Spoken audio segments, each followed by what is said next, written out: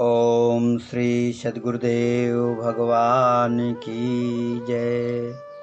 मानस बोध भाग 1 उपदेश 8। तो अजपा जाप जब एडजस्ट हो जाता है तब फिर मेडिटेशन ध्यान हो जाएगा। मेडिटेशन बहुत कठिन चीज़ है, सबसे कठिन चीज़ है। जितना बताने में सरल लगता है उतना ही करने में कठिन है, अपार कठिन है। तो इस तरीके से मेडिटेशन का तरीका अजपा है, नाम है। नाम के कई टाइप हैं, भेद होते हैं। बैखरी का होता है। बैखरी का जाप करते करते जब उसका कर्जा चुक जाएगा तो अपने आप बैखरी बाणी मध्यमा को रिपोर्ट दे देगी और मध्यमा में अपने आप एडजस्टिंग हो जाएगी। किसी को बताने की भी ज़रूरत नहीं है, किसी से पूछने की भी ज़रूरत नहीं है। फिर मध्यमा में जपते जपते जब हमारी एडजस्टिंग पश्यंती में पहुंचती है तो फिर यह मध्यमा पश्यंती को रिपोर्ट दे देगी।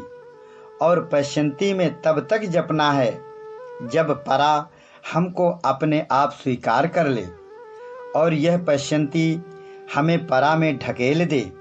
ऐसा नियम है एक से दूसरे स्टेज में पहुंचने का। परा में जब पहुंच जाते हैं तो फिर ध्यान में ठीक रहता है। परावाणी का जो नाम होता है वह बहुत महत्वपूर्ण होता है। अगर जाप का प्रेशर दबाव बढ़ गया तो वेट वजन बनेगा, और अगर प्रेशर नहीं बना पाओगे तो हल्का रहेगा। हल्का होने से पलड़ा उठ जाएगा, विजातीय तत्व उसको इधर उधर कर देंगे। इसलिए इतना ज़्यादा जाप करना चाहिए, इतना ज़्यादा करना चाहिए कि करते करते प्रेशर आ जाए, वेट आ जाए। तो जब इतना ज़्यादा वजन आएगा तो वो उखाड़ नहीं पाएंगे, और हल्का रहेगा तो हिला देंगे, उखाड़ देंगे। इसलिए निरंतर भजन में लगे रहना चाहिए और इतना ज़्यादा जाप करने की आदत डालना चाहिए कि जब हम चाहें मन को रोक लें। साधक को ऐसी आदत डाल लेनी चाहिए कि जब चाहें, जहाँ चाहें, खाते पीते बैठते उठते हम अपने ध्यान में चले जाएं। जब ऐसी स्थिति बन जाती है तो वह साधक बहुत अच्छी स्थिति वाला होगा। और मन रुक नहीं पा रहा है, अभ्यास करता है, मन रुकता नहीं है, तो उसका प्रेशर बनकर तैयार नहीं होगा। इसलिए अभ्यास बहुत होना चाहिए। गीता में कहा गया है कि यह मन अभ्यास से पकड़ में आता है। अभ्यासेन तु कौन्तेय, इतना अधिक अभ्यास होना चाहिए कि पूर्ण अभ्यास आना चाहिए। तब फिर भजन के प्रेशर से ध्यान आएगा। ध्यान के लिए शुरू में साधक को बता दिया जाता है कि भगवान की मूर्ति देखो, कैसा ललाट है, कैसा मुख है, यह भी ध्यान ही है। इसके बाद उसे अंदर ले जाता है, मणिपुर में देखता है, अनाहत में, हृदय में, त्रिकुटी में। यह स्थितियों के अनुसार आगे होता जाता है। पहले स्थूल का ध्यान मूर्ति आदि का होता है, फिर सूक्ष्म का अंतःकरण में होता है, फिर कारण का अजपा आदि की कोटि में आता है। इस तरीके से ध्यान 4 स्तर का होता है। ऐसे ही जाप 4 स्तर का होता है। और जब ऊंचे स्तर में अजपा में पहुंच जाता है तब साधक तुर्या में पहुंच जाता है, 6वीं भूमिका में पहुंच जाता है। पदार्थ अभावनी इस भूमिका से लेवल करता है।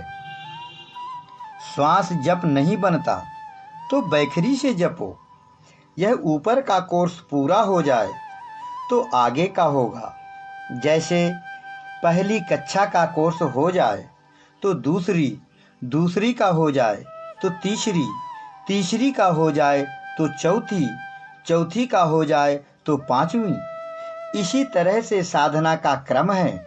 अगर पश्यंती में नहीं हो पाता तो बैखरी में जपो। जब बैखरी का कोर्स पूरा हो जाए तो मध्यमा से जपो। जब मध्यमा का कोर्स पूरा हो जाएगा तो श्वासा में आ जाएगा। यह है इसका तरीका। जब इसको सही रूप में समझें, प्रैक्टिकल में समझें, थ्योरेटिकल में समझें और जब समझ में आ जाए तब करें। पहले बैखरी जप करो, 2-4 महीने करने के बाद मध्यमा में आ जाएगा, फिर श्वासा में आ जाएगा, फिर ऑटोमेटिक हो जाएगा। जैसे हम खाते हैं, पीते हैं, चलते हैं, बोलते हैं, झगड़ा करते हैं, हंसते हैं, क्या श्वासा कभी बंद होती है? श्वासा ऊपर जाती है, नीचे आती है, निरंतर। ऐसे ही निरंतर हम भगवान की शरण में रहें। ऐसे नाम जपने में अंतर आ जाता है, राम राम राम। लेकिन निरंतर जप यह कैसे हो? तो ऐसी कौन चीज है जो निरंतर चलती है? तो वह है श्वासा। श्वासा निरंतर चलती है, इसलिए श्वासा का जप निरंतर चलता रहता है। रा मा, ऊपर जाती है तो रा, नीचे जाती है तो माँ। बस श्वासा में नाम चलने दो और मन को खड़ा कर दो, सुनता रहे।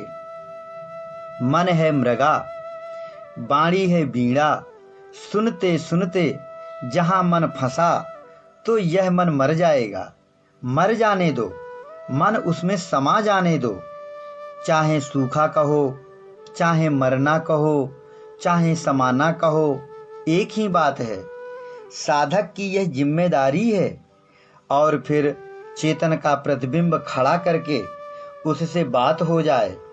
यह बात करे उससे और वह बात करे इससे, वह इसे स्वीकार कर ले और यह अपने को सुनाई पड़े कि हमारी भगवान से बात हो गई। बस काम खत्म। न जपे न जपावे, अपने से आवे। यह अपने से है, सब अपने में है। दुनिया का मालिक बैठा है, लेकिन कब होता है? जब फोर्स बनता है, प्रेशर बनता है, तब जाकर के मिलता है मालिक। मन एक गंभीर यंत्र है, इतना सुंदर यंत्र है, कितना महत्वपूर्ण यंत्र है। किसी ने पूछा कबीर से, कौन ज्ञान है, कौन ध्यान है, कौन है पारिख बानी, काहे लिए तुम ज्ञान कुटत है, को है अंतर्यामी। तो उन्होंने जवाब दिया, मनई ज्ञान है, मनई ध्यान है, मन है पारख बानी, मनई लिए हम ज्ञान कुटत है, मनुई अंतर्यामी। तो जब हम नीचे रहते हैं सबसे, तब भी मन बता देता है कि तुम यहाँ हो। और जब हम ईश्वर को प्राप्त कर लेते हैं, तब भी यह मन ही बताएगा कि अब तुम ठीक हो। तो पश्यंती बाणी का जाप जो है, मन को खड़ा कर देता है। श्वासा ऊपर जाती है, नीचे जाती है, बस इसको देखते रहो। पश्यंती का मतलब यही है, पश्य नाम देखने का है। और बस देखते देखते हमें लक्ष्य तक पहुंचा दे। जहां हमें पहुंचना था वहां हम पहुंच जाएं और हमारा ट्रांसफार्म हो जाए, रूपांतर हो जाए और हम पश्यंती से परा में बदल जाएं। परा ऑटोमेटिक होती है। पश्यंती में देखना पड़ता है, समझना पड़ता है, सहारा देना पड़ता है। और उसमें देखने की भी ज़रूरत नहीं है। कुछ भी करो न करो, जाप होता रहता है। उसको कहते हैं परा, अजपा। तो यह अजपा आएगा कब? कि पश्यंती बाणी का कर्जा चुकेगा तब। हमने कितना कर्जा किसका खा रखा है?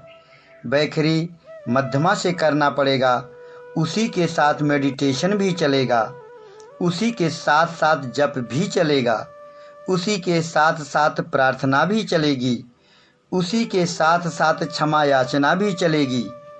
तो साधक चहुमुखी प्रगति जब करता है, तब चहुमुखी साधना भी चलती है।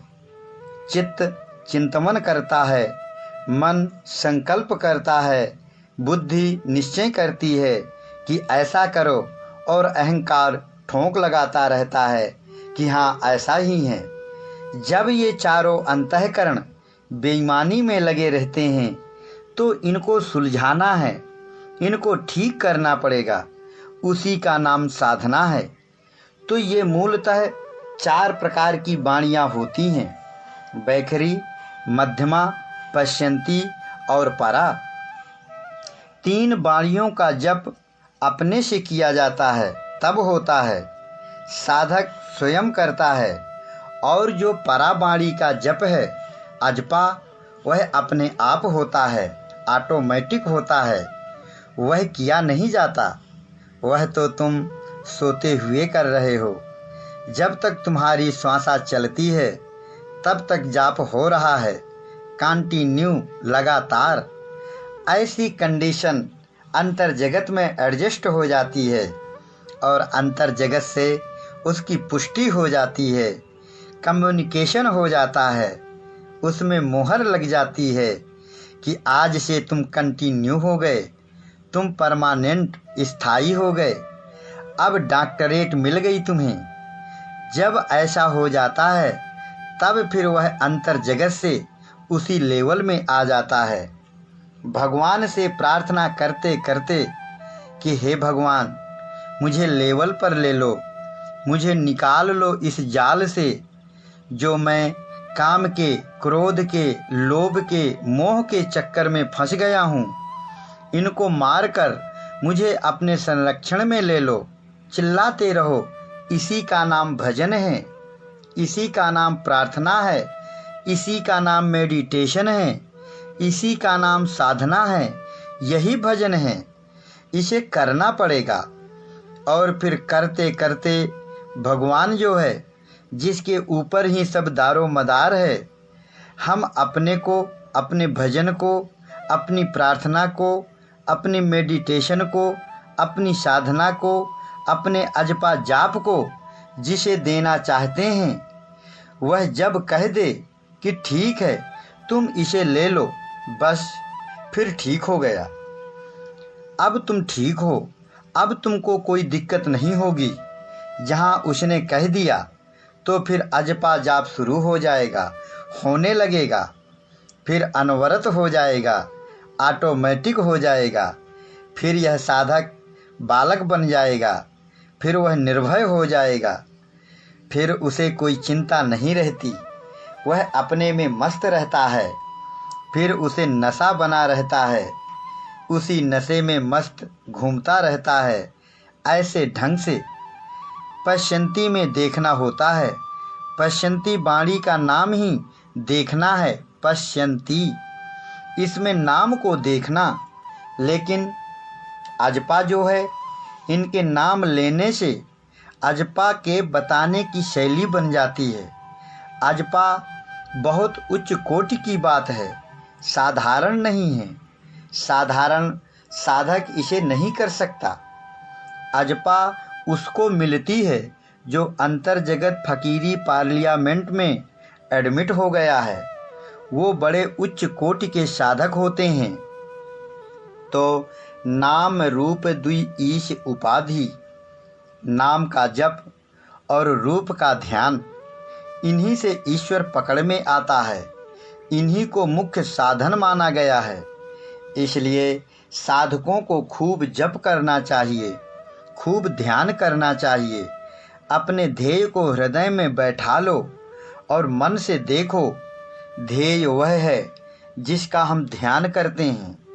वह देवी देवता, माता पिता, गुरु कोई भी हो सकता है जिसे तुम सबसे ज़्यादा प्रेम कर सकते हो। ध्येय को हृदय में देखो।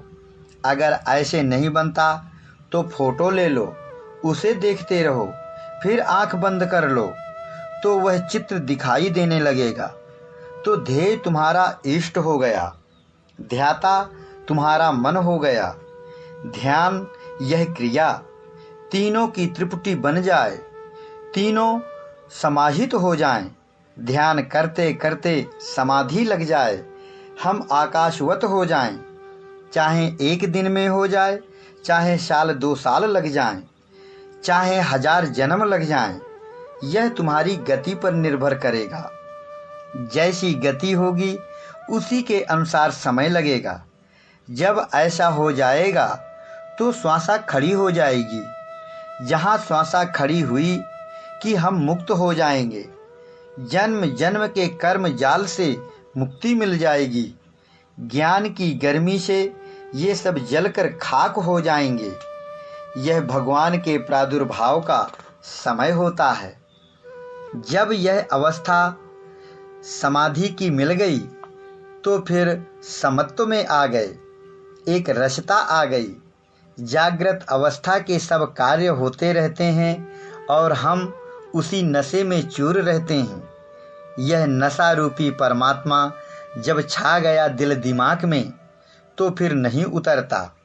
ये नशा भजन से मिलता है, ध्यान से मिलता है। कभी कोई भगवान का प्रेमी इस नशे को प्राप्त करता है और फिर उसी में चूर रहता है। कहे मंसूर मस्ताना, ये हक दिल से मैंने पहचाना, वही मस्तों का मैं खाना, उसी के बीच आता जा। यह बात उस मियाँ की नहीं है। यह तो जब हमारा मन सूर हो जाए, काम क्रोध आदि को मारने की क्षमता आ जाए, तब यह मन सूरवीर बनता है। उसी को मंसूर कहते हैं। वह मन कहता है कि अब मैंने अपने ध्येय को पहचान लिया है। अगर वह ईश्वर रूपी नशा पाना है तो उस ध्यान रूपी मैखाना में आओ। यह नशा मिल गया तो मन उसी में मस्त हो जाता है। मन मस्त हुआ फिर क्या बोले, हीरा पाया गांठ गठियाया, बार बार फिर क्या खोले। खुद को उसी में समाहित कर देता है, फिर वह रहते हुए भी नहीं रह जाता। इसलिए यह बातों का मज़ा कोई मज़ा नहीं है। मज़ा तो तब है जब उस ईश्वरीय नशा के घोड़े में सवार हो जाओ। उस अवस्था को ऐसे बताने में ठीक नहीं आता, क्योंकि यह स्वयं क्रिया करके पाने की बात है। हाँ, ऐसे हम बता देते हैं कि ध्यान करते करते उसे बारीक करते चलो। जैसे अपने इष्ट को देखते हो, फिर चरण देखो, चरण में एक तिल को देखो, उसे छोटा करते जाओ और बाल की नोक के बराबर करके सूरत को उसी में जमा दो। हटने न पाए वहाँ से, बाकी का सारा दृश्य विलीन हो जाए। सूरत उसी बिंदु पर लीन हो जाए। तल्लीनता आ जाएगी जब उसमें, तो ध्यान की स्थिति बनती है। नींद सी आ जाएगी, झटके आ सकते हैं। जहाँ बैठे हो वहाँ से दूर जा गिरेंगे, ऐसे भी झटके आ सकते हैं। यह जब होने लगे तब समझो ध्यान ठीक लग रहा है। ईश्वर पॉजिटिव है, मन संसारी निगेटिव है। तो जब दोनों मिलेंगे तो स्पार्किंग होगी। जब ऐसा होगा तो समझ लो कि इस करंट से अब हम मर जाएंगे संसार की तरफ से और जीवित बने रहेंगे। ईश्वर के यहाँ पैदाइश हो जाएगी। तो कोशिश यह होना चाहिए कि हम इतनी मेहनत करें मेडिटेशन में कि हम वहाँ पैदा हो जाएं ईश्वर में, और यहाँ माया में मुर्दा हो जाएं। ध्यान की गहरी स्थिति में झटके आते हैं, इससे डरना नहीं चाहिए। जब हम यहाँ धारकुंडी में थे शुरू में, तो यहाँ पीपल के पास ऐसा चबूतरा नहीं था जैसा आज है। ऐसे ही थोड़ी पत्थर मिट्टी थी। यहीं धूनी पर आसन लगाकर हम ध्यान करते रहे। ना जाने कैसे अचानक उचक कर धारा में जा गिरे। पता नहीं किसने फेंक दिया। अब वहाँ कोई भूत तो बैठा नहीं था फेंकने वाला। यह तो अपने में ही पॉजिटिव और निगेटिव का जब मिलन होता है तब झटके आते हैं। फिर जहाँ यह दोनों जुड़े तो सारा संचित जल जाएगा, श्वासा खड़ी हो जाएगी, फिर दुनिया बदल गई। यह मन गरुड़ बन जाएगा, जो पहले सर्प था, इंद्रियां रिद्धि सिद्धि बन जाएंगी। जो पहले विषयणी थी, सब कुछ बदल जाएगा। तो यह है मूल चीज जो करने की है। बातों में समझने से कुछ होता नहीं। जब तक क्रिया में ना आ जाए, मन को खड़ा करना पड़ेगा। मन को रोकना बहुत जरूरी बात है। और यह जो हम बताते हैं, इससे क्रिया करने में कुछ सहूलियत मिल सकती है। मन में जो फजूल की बातें आती रहती हैं, वे हट जाती हैं और उसमें एक घेराव आ जाता है। अगर बाहर स्थूल जगत की, अधिदैव जगत की, अध्यात्म जगत की शंकाएं रह जाएं, तो फिर तुम नहीं कर पाओगे। इस बाहरी सत्संग से बुद्धि निरालंब निर्लेप होकर सिमट कर एक जगह पर आ जाती है। तब इस मन को रोकने का उपाय होता है। और मन जब रुक जाएगा तो गरुड़ बन जाएगा, भगवान का वाहन बन जाएगा, आत्मा रूपी अमृत ले आएगा। इस तरह से मन को खड़ा होना चाहिए, इसकी दौड़ बंद होना चाहिए। यही मुख्य है। इसी के लिए जप ध्यान सब किया जाता है। ओम श्री सद्गुरुदेव भगवान की जय।